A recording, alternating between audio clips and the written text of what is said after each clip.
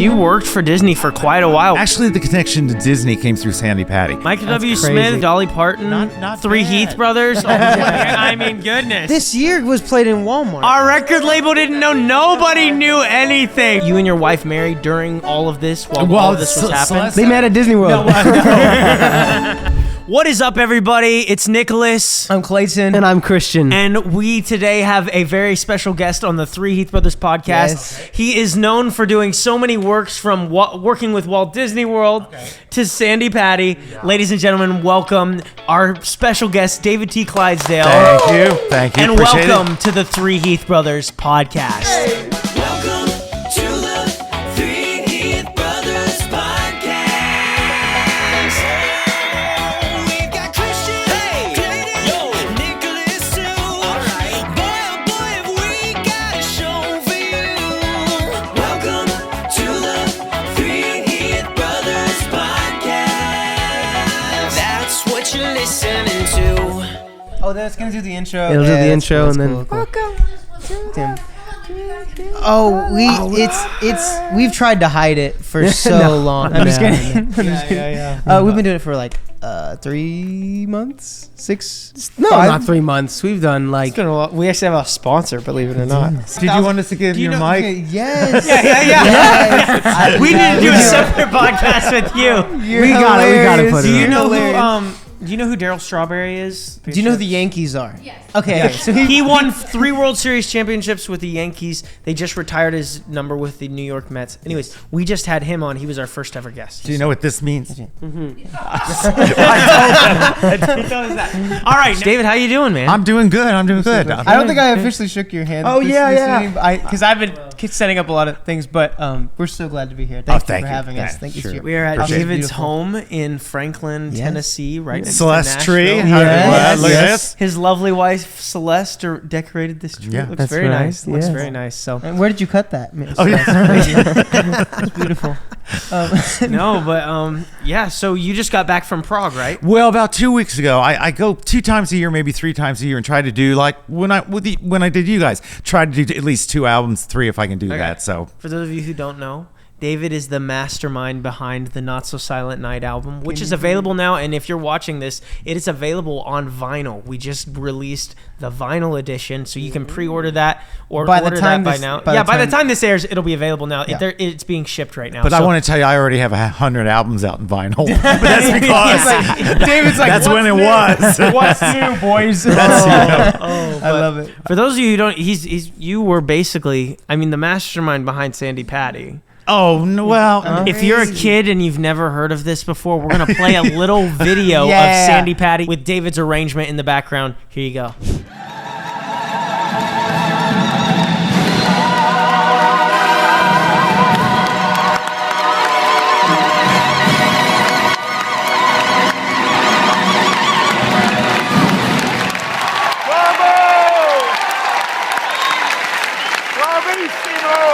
Not gonna say it, but I tell people that I went to do a session at Bill Gaither's studio, and we had 12 singers, and we were doing singing for 2 days. And at the end of the first day, we had done a long day, and we were doing the hymn, I Sing the Mighty Power of God, and none of the sopranos could hit that high note of God and hold it.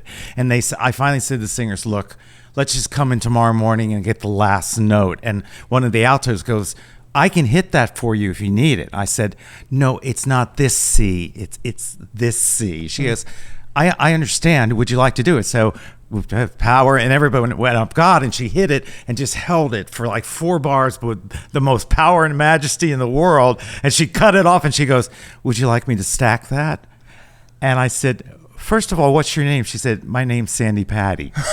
That was the first time. Oh my! And she handed me a cassette of some demos she had done, and I took them up to Singspiration and so that's how we met with her. crazy. It was so funny. You can imagine that for her to do that, all other 11 singers were like, "Uh-oh."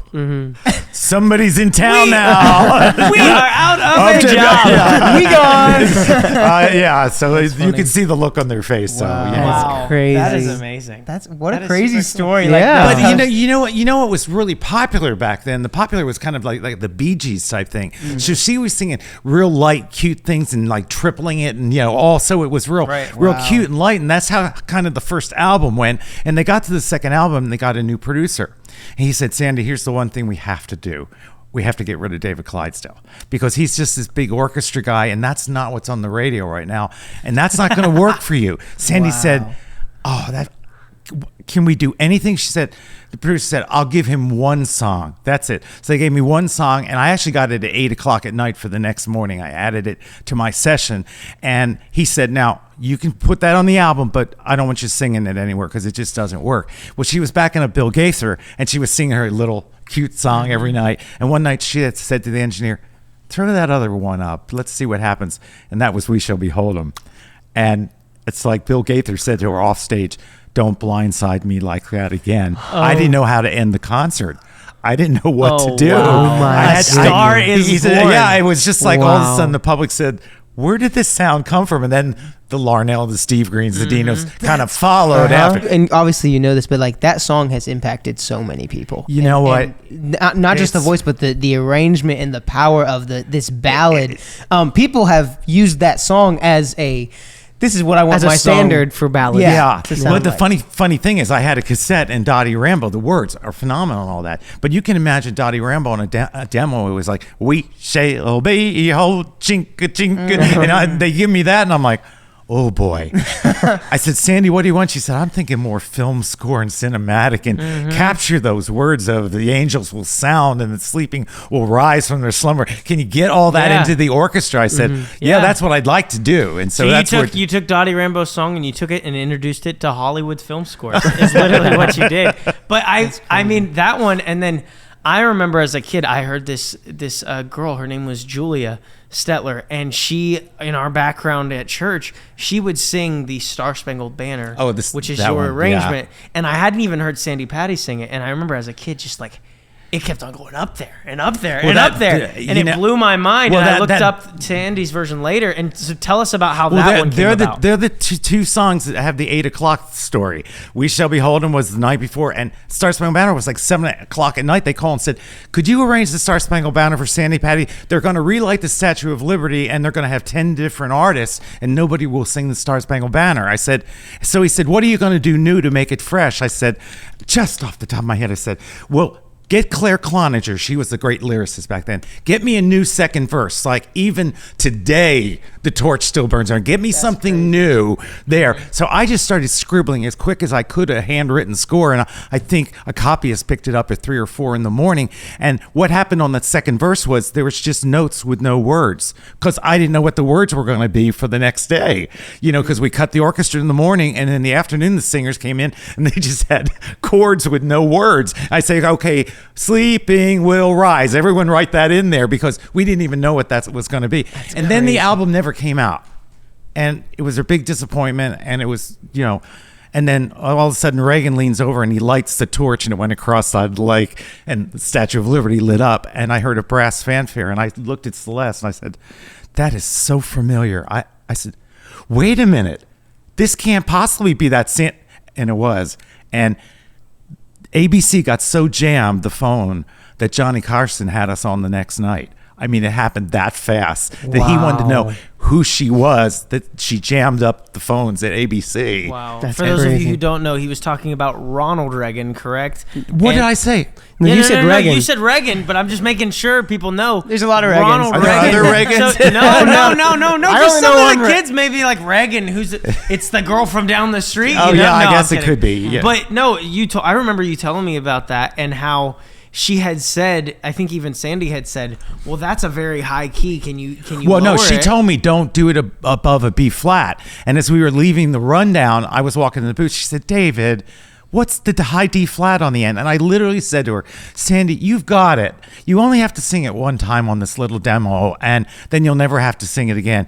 Do you know how many live presidential inaugurations she sang that on national multiple presidential inaugurations I know, and it had to be live, and it had to be perfect. Yeah. And she said to me once, word. we were in a car going somewhere, and she was heading to Washington to do that. She goes, could I change the progression and not go and end on the A flat, not the D flat? I said, yeah, but every soprano in America could do that. I think you need to do the D flat. That's why they brought you in. And she's like, David, don't put pressure like that on me. But that never put pressure on her. She loved a challenge. Oh yeah. I mean, I remember one time saying something to her in the booth, being a little bit challenging, and she said, "Oh, stand and watch." I mean, she was very much. I mean, that's why they called her One Take Sandy. These guys don't do that ever, do you? Yeah. You challenge them and they go, No, "Oh, for sure. never. They're like, oh, I guess I can't do it.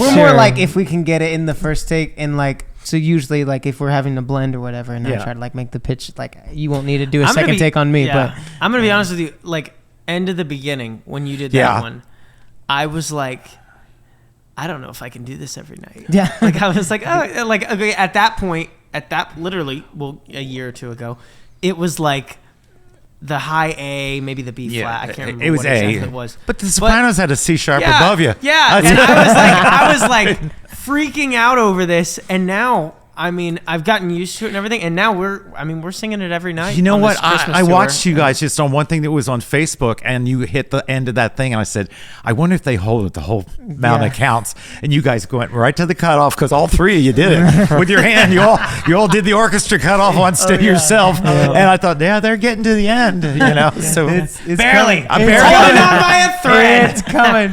But I've had singers say to me, you know how hard that is? I'm like, that's not my problem. That's your problem now, you know? That's why we hired you. Yeah. I mean, you're the best of the But best. you know, when it was comes to that. thank you, but it was a team thing. I mean, because we had input and you guys listening to what you had to say and input about stuff, and I mean, I think the beginning.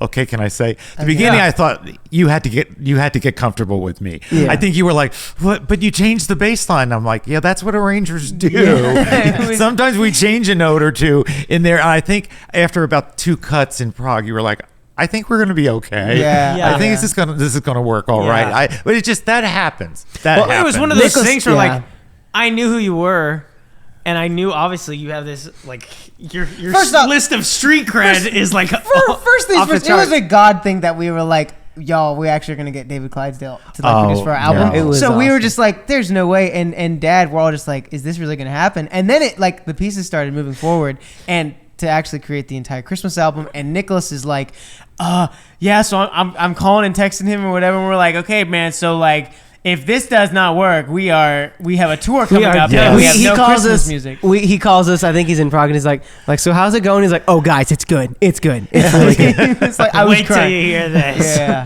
And that was the thing until we got to Prague and I heard the orchestra, because I'm more like by ear. If I hear it, then I know what it's going to sound like. For sure. With you obviously you're writing these huge scores with runs and everything, and so it's not like you can sing the runs or anything. But you know what? I actually did a psychology in Prague with you because I thought, what's going to sell him? I thought, I'm not going to start with one of the hip ones. I'm going to start with Oh Holy Night, the piano solo, because that's not hip. That's film score. And if he likes that, I think we'll be okay. So I did that first, and I came in and he was smiling in the booth. I thought, okay, we're going to make it now. Now we can go to the cool stuff That's so cool. and go that direction, you know? Yeah, it was amazing. Well, guys, David T. Clydesdale has orchestrated some amazing music, and you know, one way to orchestrate an amazing day for you is to check out some jams and jellies. And who does jams and jellies better than our friends at Yoders Fine Foods? That's right. Today we are trying out 2 of their jellies and jams. This is the apple butter, and this is the cherry jam is what that is. Yes. We're going to be trying out both of them today, giving you our take on them. Whichever one of these 2 wins will compete in the next bracket. Apple butter on 3. 1, 2, 3.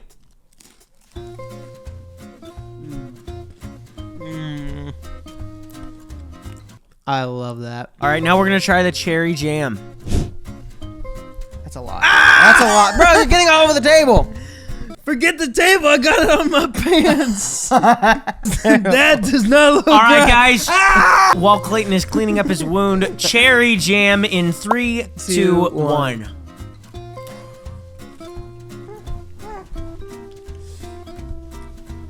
Can I have a napkin, please? On the count of 3, touch the knife. You think it should be the winner? 1, 2, 3. I think I'm gonna say the apple butter. I'm gonna say apple Just butter. because this one Stained my pants. Special thanks again to our friends at Yoders Fine Foods. You That's can right. check it out in the link in the description. Super excited for A division of Walnut Creek Foods and a faith-based company. We love them, and thank you for the sponsors. Back to the podcast. It was absolutely amazing. And I remember because we were trying to figure out what are we going to do for a Christmas album. We were like, are we going to, we could go to a tracking. We were with our former record label before and they were great, but we wanted to do something that nobody else was doing and go. Our motto is go big or go home. Yeah. And so I remember I was reaching out to different producers that I knew of and I'd heard your name, but I didn't ever think it would be possible to work with you. And so I was like, I remember literally going through Facebook and I saw you had posted something. I posted I was going to Prague and I had one more opening. Yeah. And I was like, crazy. Okay, I will message him. He messaged me back. Oh, he wants to hop on a phone call. I remember this, and it was like, But I was so excited. I've got a picture of you guys and put it on Facebook and announced it. You called within 5 minutes and said, our other producer doesn't know. Please take that off. Please take that off. He doesn't know yet. our record label didn't know. Nobody knew Nobody anything. knew. We were trying And to I'm be like, careful. I'm sorry. with I the didn't- steps. No, it was That funny. is It so was true. funny. It was fun. It was I mean, I'm fun. going to We were work like- with someone that's 20. I haven't done that forever. We were like, David, we haven't told our record label. And it ended up being a total God thing because, long story short, we ended up leaving that record label. No shade to them at all. But then we created the whole album together. Yeah. Mixed, mastered. We hired the people ourselves and everything, and then Sony. we sent it to Some different people? Stowtown, and we sent it to a few different people. Yeah. And I had told Ernie Haas, who's one of the owners of Stowtown Records, a division of Provident, and then Sony, they distribute them. And I was like, hey, we're working on this Christmas record with David D. Clydesdale. And he was like, oh, that's very cool. That's very cool. But I didn't know what was going to happen with it. And so we had it all done. And I remember texting Ernie. I was texting him about the front cover or something. We were just about to and release I it. wasn't even, at that point, we had already decided we were going to release it independent. And Ernie's like, you should change this and tweak this about the cover or whatever. And then he was like, this is what Stowtown does. And I said, well, it's not too late for Stowtown to pick it up. Yeah. And he said, It actually was too late, it but yeah. technically was pretty much too late, but I didn't care. And so then we delayed the release like a month. And I mean, the next week I was actually on a cruise with Brittany for our anniversary. And they have the $2.99 a minute phone call thing that you can use. So 45 minutes on $2.99 a minute. And by the end of it, I did not realize they were that serious though. He was like, hey, we'd love to just talk over it and get to talking about it. And we get on the phone the next Tuesday and it was like, oh, you guys are actually, I was like sitting there thinking, I was telling Brittany, I was like, they're actually serious. Well, I didn't plan it after this, but I was thinking of this when you came to me. Like Michael W. Smith, when he does Christmas, is he wants to do the pop stuff and all that, but he wants a big orchestra so it sounds Christmassy. So that was kind of my template at first, as I was trying to feel out things with you guys. Okay, We are honored that was your template for us. All right, well, I'll get you on the road with him next year. We'll see what we can do with that, But Write it Michael down. W. Smith, Write it if you're down. watching this, He said it. No. he watches our podcast all the time. Well, yeah, This is for our sure. great Sure. guy. It's That's not so like he's. cool, though. No, I'm kidding. That's so beautiful. kidding. But you are right though. Like we definitely. And I hope I didn't interrupt you. Go ahead. No, Continue no. What you were gonna say about? No. Interesting thing happened when I was working on Alex's piano album was I had no plans. We did one song that was, I Will Always Love You, that Dolly Parton sings, and we did a Michael W. Smith heard of medley. And did I ever know that they would hear a rough mix and both say, we want to sing on these projects. And so Dolly sang on it with Charles Billingsley, sang on it, and then Michael sang on the medley. And I was like, Michael That's W. crazy. Smith, Crazy. Charles Billingsley, Dolly Parton, not three bad. Heath brothers. I mean, goodness. Not kidding. the clash. That we didn't I know tried. I worked. That's so funny. That is so No, funny. seriously, you did a fantastic job. You But, really like, did.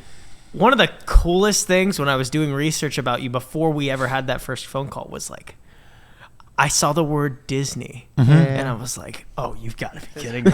So then I remember talking to you, and you worked for Disney for quite a while. Well, no, Walt Disney World. I've done some special events for them. Actually, the connection to Disney came through Sandi Patti because they were hiring her to do like the Star Spangled Banner from Disney World, and then they'd say, "Well, we have to recut it. We can't use your old track because we have to pay royalties to the union." So they fly me out to do that one, and then Sandy did a concert in Orlando, so all the Disney people came to see her do her concert, and I was conducting that night, and pretty soon, a call came to write a banquet and to write a thing, and how old were you at the time? only about 18. No, I don't know. I was about to say. Probably in the 20s, mid-20s or something like crazy, that. But wow. they asked me to write a cruise line show called Disney Dreams, and because they were going to go into the cruise business. This was going to be the first boat, which was the Magic.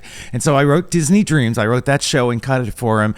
Now the story about Disney Dreams is it's 17 years old. It has never stopped, and it's on all 4 boats. Wow. Oh my So, word! I mean, it must have worked for them. Yeah. for sure. That's incredible. crazy. That is amazing. That is so nuts. cool. So it's, We'll have to take a Disney Dream cruise. You have to perform on a Disney. No. No, so I didn't do movie things or anything like that. Sometimes they call me in for a couple fireworks shows, a couple parades. That's incredible. Just a couple Well, fireworks. The theme park, just background music. like if I could talk music for a second on a parade, what you don't understand is if you have these floats on the parade and they're all assigned a song, well, they have music playing called the bumper that's playing in all the around them, and that music is supposed to keep going constantly. But when your float arrives, that music has to go with that bumper wherever it is in the park. So you're like doing math all the time trying to say, well, if all 18 floats get near each other and they're all in different keys, but they make you think through all that stuff. That's so that if they pass each other, it doesn't get like disharmony for like 4 minutes or something like that. So they want you to make sure the keys align, and you kind of change some of the tricky chords so they'll line up. So the parades were the hardest to do. David Hamilton had done once. I said, "How'd you do?" He said, "I had a calculator out for the whole project, just trying to figure out how this works." That's And I said to him, "And this did work?" He said, "Yeah, it does work, but it's going to take time." Wow. So that was a weird one to do. Wow. That's a lot. That's crazy. But you were definitely a part in, especially like the old Disney, as far as like our Like class the that Disney we've World. grown Yeah, up that's knowing. amazing. That's Well, amazing. now Disney World and Disneyland, I don't want to say too much. No, Disney no, no. World and Disneyland create their own shows. They don't swap one another's stuff. So Land has their people that do their stuff, and I've never done anything for Land. World had me do a bunch of stuff. You'd think they let Land use it and France use it and Japan Yeah, use well, it. you know what's but they funny is don't. we've only ever been to Disney Yeah, World, that's all- and so that's all that matters. That's all. That's really all we care That's the about. important one. That's the one in Florida. Yeah. It's California. Yeah. Yeah, Careful. Yeah. So tell us a little bit about your family. So you and your wife married during all of this while all of this was happening. They met at Disney World. No, He has an amazing wife. She's absolutely lovely. I wish she could be here tonight. Yes. But she's an An amazing musical lady. genius of her own. Yeah, she actually wrote a bunch of children's musicals. 42 I mean, musicals were published by her, Look yes. at that. Now, we just passed November 20th, which was 42 years. marriage. 42 years. That's Oh my Wow. word! And So- see, I didn't even know Celeste was 42 years old. No, she's not. But we So don't- that is just wow. And then we have 2 girls, Courtney and Jacqueline, and they're both married and we have 5 grandbabies right now. So she's Mimi and I'm Pop Pop. Now Mimi has stopped writing. Pop Pop hasn't stopped writing. I keep writing. She said, "I'm going to play with the kids more. I don't want to write as much." So that's fine. 42 musicals is plenty. yeah, that's I'd that's say. a lot. I'd say. we thank Papa for doing our Christmas. And me for the support. that's Dr. Pop Pop to you. I'm sorry. I had to We're gonna get you a monogram, Christmas sweater, Dr. Pop. That's great. funny. So I actually am genuinely curious though. So like when, I don't know, did you grow up in music all your life? Did you grow up in church? And how did you discover that you wanted like orchestration was going to be what God called you to do? I grew up in a Christian family. I had there were 5 boys in our family, and this is the honest truth. My parents were both monotones. There was nothing musical at all about them, and so that was kind of an interesting situation there. And I just started. We got an old piano in the basement, and I would spend 3 hours every afternoon playing that piano and doing that. And it just all happened when I was 14 years old. I wrote a song, and the only company back then was called Singspiration Music. That was it. That was was the only one. And I sent the song in, and the head of it was John Peterson. That was a big name back then. And I got a letter from Mr. Peterson saying, I like your song and we'd like to buy it and put it in our next thing. I thought, now college is paid for. And they bought the song for $14. So, that was my first exposure to anything. Oh my goodness. And my music career, thank you. My music career was Wheaton College. I was actually a cellist. That's what I was. Really? When I was No at Wheaton. way. Yeah, and they made me a degree for education to be. Celeste and I are both equal. Oh, sorry. you're good. Celeste and I are my both equal degrees. We're both high school music teachers. We're both high school music. Never taught a day in my life, but they created a degree for me at Wheaton that was music teacher and composition major, because my parents wouldn't let me go to college and just get a composition. You may write here, $50,000 later. You may write music. No, they wanted to know. No, you can teach school. You've got this backup thing. Right. So they kind of created something so I could do that, and it just from the day I left college, I just moved from one thing to the other. It's just so God's leading and direction with just one foot in front of the other. Because so many people have called me from colleges and they want to know, it sounds like a joke. I don't mean it. How did I orchestrate my life? It's like, no, I didn't. I know. Oh, I see what you did there. I know. That it's just funny when they say that, because they're like, did you have a 20-year plan, a 10-year plan? I'm like, no, I really didn't. I mean, how was I supposed to know that We Should Be Hold'em was going to become a style? His plan. Yeah, I didn't know that was going to become an acceptable style and be called inspirational gospel and kind of be different. And be the big thing for the next 20 years. But I didn't know that. I just was writing the way I was writing. And Celeste's whole thing with children's musicals was she was directing a small 300 voice choir out in California.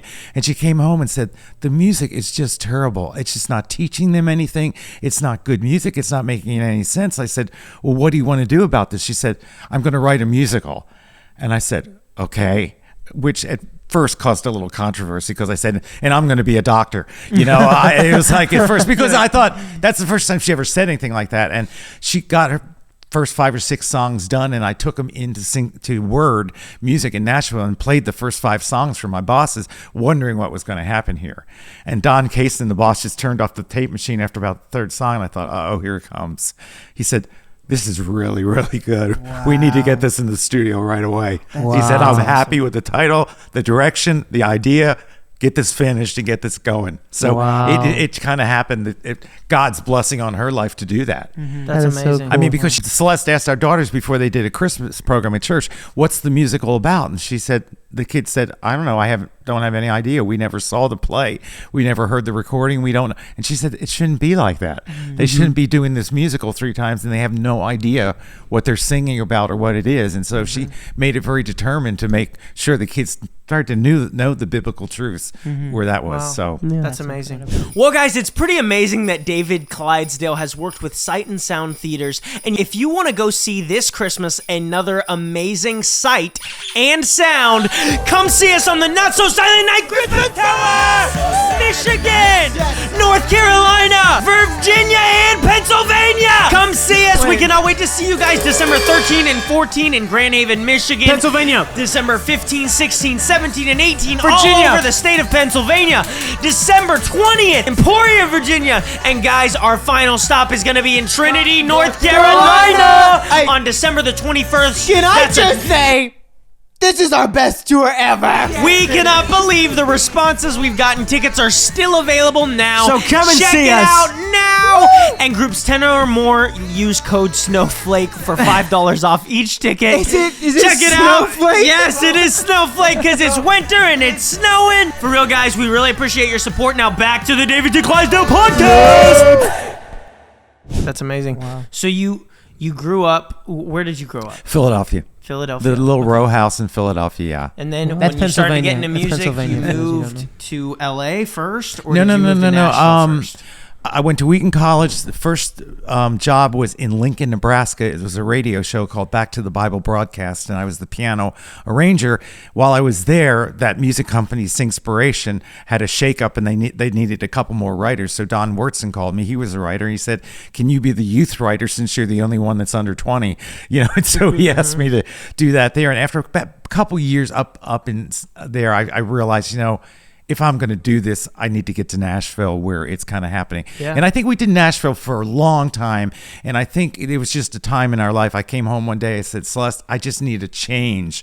I want to stay in music, but I just feel like I want to really pray and fast and see if we could go to LA and just maybe do different players and different studios and different soloists, because I'm feeling like I'm already getting into a rut with what I'm doing. Right. And we prayed about that and talked to a lot of people, and then we were out there 15 years, and that gave birth to her musicals. So that obviously God had that in his plan. And then both of our girls were leaving. One was going to Belmont and one was going to New York for singing, and we said it's probably time to get back with the family in Nashville, and do that. Yeah. And we've had odd little things. I was in San Antonio playing piano for 3 years at a church, and she was at First Baptist Dallas for 2 years doing the children's choir. We've had a couple little adventures in between. Yeah, and then you decided, you got stuck in a rut again, so you figured you'd go all the way to Prague and record with the City of Prague Philharmonic. Well, the first time that happened was I was working with Sight and Sound, and Sight and Sound, when you work with them, the shows are about 2.5 hours long, so that's about 5 days of sessions, and they were trying to keep the budget down. I said, well, I know Larry Goss goes over to Prague, and I think the prices are better over there. Would you like me to find out from Larry Goss how this works and who you call and all that? And Larry wrote me, said, you're going to love it. Here's who you email this person, talk to them, go over there and do it. So that was the first time that we did that. But it was back like 25 years ago, and the orchestra wasn't even wearing headphones. Wow. They didn't have headphones for the orchestra. And so they were like, well, we'll just follow you. I said, but the problem is you're not following me. and which is not to speak badly of them. In Europe, orchestras play about 2 beats behind the conductor. It's just the way it's done. They play about 2 beats behind the conductor. Wow. It's just the style of what's done. That's done with a lot of classical orchestras. And we had to say, no, in the studio, one is one. I mean, and had to. Now, you have worked in London as well, correct? You've done I did about 10 or 12 years of doing it in London. Now, when you go to London, there's an incredible pool because there's like 5 major orchestras in London. There's London Symphony, the London Philharmonic, the Royal London, the BBC. So you've got a deep pool there. So when I hired, it was usually just a union call. They would just call me an orchestra. Well, only 3 times in my life did I get the London Symphony, which is the most requested and most expensive orchestra that you can work with. But that was when there used to be the card stores called Hallmark Cards, and you just go in there, and every Christmas they had an album or a cassette or an 8-track, or anyway, they called me to do 3 different ones. Believe it or not, Sandi Patti was the first one. The second one was Placido Domingo. I don't know how I got that. Third one was Glenn Close. I don't know how I got that. And what they do is they call the orchestra, the London Symphony, and say, we would like to do this sometime in the fall of this year. And the orchestra calls back and gives you the date you're going to record with them, because there's such a waiting list with John Williams and movies and Superman and Star Wars that they will say, you have Tuesday the 13th and you must use at least 75 people for 10 hours.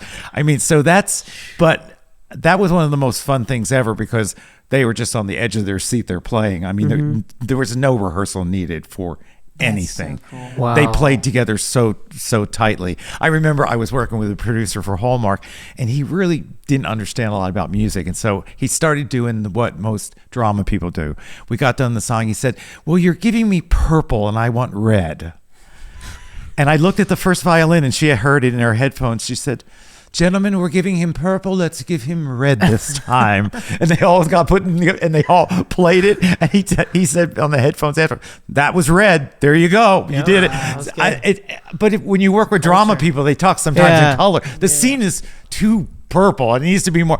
That's the way they talk to one another. You have to kind of guess what that means. Yeah. That's crazy. In some of those settings. That is amazing. That's absolutely amazing. It's so cool for us because it's so beautiful to hear how God kind of started even in your 20s whenever you didn't know what you were going to do, and then he just kind of blew your mind of opening those doors. And the same thing for us. We were very blessed to grow up with parents that had we had a band teacher, and so we learned trombone. Nicholas learned trumpet. So I feel like the goal was especially in the instrument world, you're very much the goal is to sight read and get to the London Symphony Orchestra stage. I don't think we ever got there, but not quite. We could play. It would just take a couple times practicing. it's always good to have something in the background of like, if something did not work, hey, here's something to fall back on. But whatever God has planned for you, it could be totally different than what you think 5 years down the road. That we have in common. The thing we don't have in common is your mom and dad were very much musical with you. And I told you my mom and dad were monotones. So it's just doors open, but you get down the same road somehow, and it's I guess there's a different plan than we have. Because you guys just lived it and breathed it, and that was not the way it was in our house at all. Wow. Wow. But all 4 of my brothers did do music, but not do it professionally. They all learned instruments, and they all were singers and stuff like that, but none of them pursued it at all. They went to other careers, you know. Wow. Wow, that's amazing. So like what musicals did you do for Sight and Sound? I wrote the creation musical for them. I can tell you one that you did was Psalms of David. If I'm correct. Psalms of David. Yes. I did Voices of Christmas. They were the small theater down the street. And then I did a lot of score. I just did Esther, and I did some of Noah's Ark and some of the Miracle of Christmas, and I had a lot of the Easter musical, and just different ones. So it blew my mind because as kids, we lived in Pennsylvania. And not Philadelphia. We weren't that cool. No, but we lived in Pennsylvania, and we would go like once a year to Sight and Sound. And I remember when they had the Psalms of David, which you completely did. And we knew the whole thing. My dad had bought the CD, and we had grown up listening to that in the car. Well, that was one of the funniest things that happened at dinner in Prague. Is you said, "Well, I like Psalms of David." I said, "You mean Psalms of David?" And I sang it, and you went, "How do you know that?" And I said, "I wrote that song," which you laughed at me, thinking I was joking. I said, "No, Nicholas, I wrote that song." Yeah, there was a moment where I'm like, "Ladies and gentlemen, we are in the presence of a genius." He's like, "How do you know that song?" And it's like, "Okay, so cool. And then go ahead. No, well, then you named some big famous album, and I thought, I'm going to play this game again. I said, "Yeah, I wrote that album," which I didn't. I just wanted to see. But there was another one. We grew up listening to Dino Karzanakis. Oh, There was this one Miracles piano album. The Miracles that one, we yeah. used to use in we used to make these little All comedy our movie videos. are that's and like we have it memorized. Used it for the background music because it was like very dramatic Yeah, film yeah. score. And then I'm talking with you one day. We were finishing up the album, and I was talking about, you used to work for Dino. There was one album that I remember from him, and I mentioned the album, and you're like, "Oh yeah, I did that one," Yeah, and you actually did do that one. I and wrote did, the Miracle theme and all Oh that. my word! Well, so nuts. he came at the company with this really weird request of doing an album about all the miracles of Jesus, and it's the first time Dino actually just spelled out what he wanted. He didn't know how it was going to sound like, so I really most of the miracles he wanted, there was no songs on those, Right. So we had to create things for it, there were no water to wine. Okay, what's the miracle song on that? Well, I'm sure there's a song on it now, but so that was interesting, and that was we went over to London to do that one, and we recorded that in London. So that was kind of his first time to do a project there. Yeah. Wow. You were so you have no idea how involved in our childhood you were, and I'm sure It blows my mind. No, like it really is, and what a God thing, like what a full circle moment, like. We're so blessed that this is like you were the soundtrack of our life, of our childhood. Of our childhood. It sounds like a Hallmark card. Yeah, I know. But if you would have told me like in 10 years down the road, like the same person who you're listening to all this music that's influencing your life would is still be alive. No, that's not what I was saying. Oh my word. do our Christmas that's I what remember saying. getting on the phone with you for the first time. I was like, he is such a nice guy. Yeah, I was like, wow. No, I was so thrilled to be working on your project because it just was bringing something. I don't mean this funky at all, but when you've done the Sandi thing and you've done all that and you did it for like 20 years, you want to do something different. Mm-hmm. And some artists come to you and go, "I just want Sandi Patti all over again." And I'm like, okay, we're 35, 40 years later. We just like look at this maybe in a different light or something like that. Mm-hmm. And no, we want that. And that kind of, okay, well, I've changed and I've matured since that. And I would like to bring some other ideas to the table, but some people, that's what they want. That's why they're calling you. And you guys were like, "No, we don't have to have that. We just want, what are we going to do? Let's figure out what we're going to do." Guys, if you haven't already, you need to go check out Keys for Kids Devotionals. You can get the link in the description. What we've actually done here is we have a 3 Heath Brothers kids and teenage devotionals. These are daily readings that you can take home with you, but if you click the link down below or scan the QR code, we will actually send you a free one of these to your house every single 3 months. If you're the ages of 12 and under, you get a Keys for Kids, or if you're the ages 13 and older, you get an unlocked version. So this is something we've been working very, very hard with a company called Keys for Kids Ministries. It's absolutely free, and we're so grateful to be able to partner with them. Get your devotional today, and back to the show. Yeah. I think my favorite, one of my favorite Christmas songs that is on our Christmas album that you did, is the Jingle Bells. And actually, several people have actually like talked about how it's so different. And I think that's what was the hard thing, was we wanted to do something different because we thought that all the other versions were like it was going to be copying them. So we decided to just kind of like throw something together, whatever. I was so worried if the ideas that we were giving to Nicholas were going to come through to you. And you like, it was like exactly how I imagined it. No, it was beautiful. The input I got from you guys just made so much sense. I thought, well, they've thought this through, and so I need to just make the orchestra be on something like that. You're thinking, make the orchestra just be pop. It just needs to be on fire. Radio City Music Hall. Exciting. Yeah. I mean, it's Jingle Bells. I mean, it's Sleigh Ride. It's all those songs that we know from the season, and then just to make it just absolutely the orchestra sparkle on those kind of and songs. then doing the vintage ring-a-ling-a-ling-a-ding-dong-ding. Well, that's the one thing I questioned you on. I said, I really like that, but guys, you'll never sing it that fast. And you're like, oh, no, we got that. And you know what? You sing it, and you sing it. I mean, it's not bad at that tempo, but I thought, I'm thinking of church choirs. I'm thinking Mrs. Smith in the alto section. She's never going to get that, But no, you guys, that was no problem for we're no church choir. Come on. That's crazy. No, but no, that's it's beautiful. I still remember the first time I went in the choir room in Brentwood Baptist and we met, and you were sitting at the piano, and the first thing, I mean, I know what you like to use in almost every one of your songs. You like to have a whoa section. And they're good. They're different in every one, but you started with whoa, no, no, no, no, and you start singing the woes, you guys. I thought, well, that's kind of cool. Don't come all you faithful. That's a kind of a different hooky thing, and it's going to make it different. So I still remember that first thing. You That's sang so that. funny. Now I'm coming to expect the woes. Yeah. yes, But yes. they're new and creative, so that's Well, good. Yeah. We're working on them. There's only so many ways you can do whoa. But at some point we're gonna be like, whoa, let's hold off on that. Okay. Well, it helps you when you're writing a song like Not So Silent Night that you don't have to write a rhyme on the second line. You can wait till the third line to get the rhyme, So it takes a little less time. It's like, I mean, it cuts out half the song. Whatever. But you have the one, Shadrach, Meshach. The whoa song. The whoa song, people call it sometimes. Yeah. We're gonna have an entire album just Called Whoa. No. You know what? This is the honest truth. I wrote a youth musical for my first job at Singspiration. I wrote a youth musical called Life Unlimited, and I actually had 12 singers called Life Unlimited that went out and did 4 years of concerts. I mean, I didn't go with them. I just would get them ready. But they had Life Unlimited, whoa, and they had a big thing. The editors.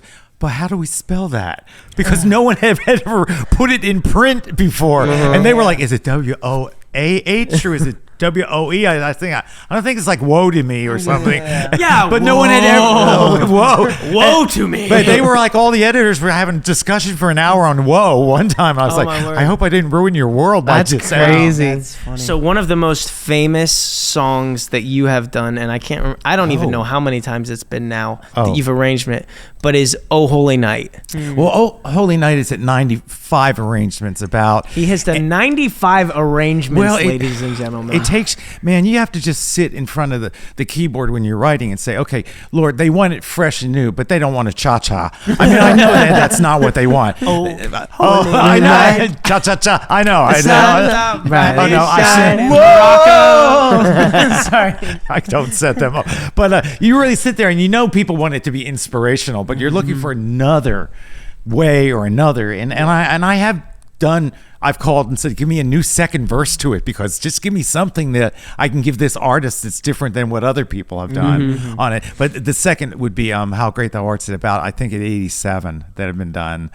So that's, How Great Thou Art. Yeah. How great thou art for doing that many arrangements. Goodness gracious. Wow. That's crazy. Oh, wow. Well, David, We appreciate thank you it. so much for being on the podcast. If I was going to kind of close this up, or as Nicholas is closing it up, if there was something that you could tell our listeners, for example, if we have any young listeners here, which I know we do, who might be wanting to get into the music industry, or not even that, they just have these gifts that they, or goals, I should say, that they want to achieve, but they're not sure how they should do it. And not necessarily 100% certain where God is taking them. What would you tell our young listeners? I want to say something very just, obvious, very, very educational, and then something more spiritual.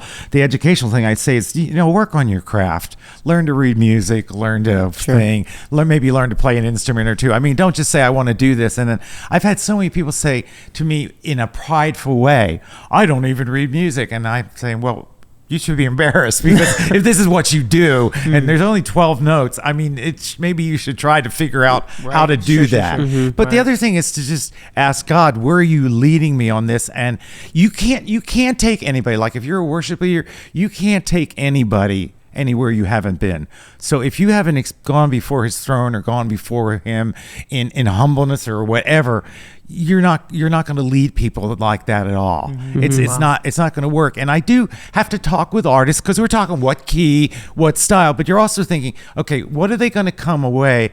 I'm trying to name the song that closes your album. The beginning and the beginning. Yeah, you're looking at that, and the lyrics are so big and so important. It's like, okay, how can we take it to the point that the audience is going to say when this is done, boy, I get it. I get what this is about now. And I've never thought about it that way before. And what an interesting, I'm always looking for people with lyrics. Okay, how can I say this in a way that hasn't been said before, but that has class to it and has intensity and has honesty to it. So I'd say, keep this side balanced with working on your craft. There was a phrase out there, and I don't want to sound too heavy, and Celeste probably knows. I had a boss that used to say, the longer the line of preparation, that's learning your craft, the longer the line of opportunity, it will cross each other. Because when opportunity comes and you haven't prepared, and and an opportunity comes in for you, and you go, well, I don't know how to read music, so I don't know how to do that. Well, you just lost that crossover moment that could have been a changing point in your life. So I'd say, like I learned to play about 10 different instruments, not well, but I learned that affects my orchestra writing now, because I know what the flute and the horns are experiencing because I played that for a year, you know. That's kind of like what our mom said. She said she would tell us that success comes when preparation meets opportunity. That's the same phrase, yeah. That's really good, Dave. Because when opportunity comes and you haven't practiced for, it's not there. Right. Yeah. You're exactly right. That's Well, prepared. thank you so much for being on the podcast. Yes. We appreciate you. Thank you for letting us come into your beautiful Yes, house. and guys, tour dates, if you want to come see the album that we created together, David Clydesdale, the City of Prague Philharmonic Orchestra, check out our tour dates below. You can get all the tickets, information, 3heathbrothers.com. And we have some new merch out for the Not So Silent Night Christmas tour. Vinyls are also available. Actually, we have a Christmas sweater just for you. Actually, let's do that for your wife as well. Oh. So, Oh, yeah. that's good. Look at this, guys. Look at this, a Not So Silent Night Absolutely. hoodie for honestly, you. and you can drum that too. And if you want to. yeah. I It's a can drum. find you every night and know where you are. Yeah. Look And at then that. you can That's the erase tour dates this since it's, or we can scratch this out since it's all the tour dates. But guys, we are gonna be. Where's the second leg of the tour? Here we go. Grand Haven, Michigan for 2 nights. Mercer, Pennsylvania. A lot of Pennsylvania dates. We're I gonna hope be in this podcast is out by then. Emporia, Virginia. Trinity, North Carolina. Get your tickets now. 3heathbrothers.com. That is Thank yours, you. sir. And I know you're closing up, but I just want to say in closing, don't miss these guys in concert, because it's an experience. They really, I've never seen you guys when the audience hasn't just been so moved by the end of the program. I mean, you cover all the different points and all the different emotions and stories and songs and fun, but yet spiritual. And I know you're concerned, because I see it all the time about lives being changed for Christ. I know you are, because you're saying, wow, 50 lives this week came to Christ. And I'm glad. I'm just so happy to see that. Yes, Well, absolutely. thank you so much, You are David. somebody who we look up to, and we are grateful for you and your wife and the legacy that you guys have left us, and we're so grateful for that. And Amen. Thank you so much for being on the podcast, and Okay. appreciate your friendship. We'll see you. Okay. Peace out. See you guys. That is it. 3 Heath Brothers on Spotify, t-shirts on our website. Follow us on social, so when we make a post, you're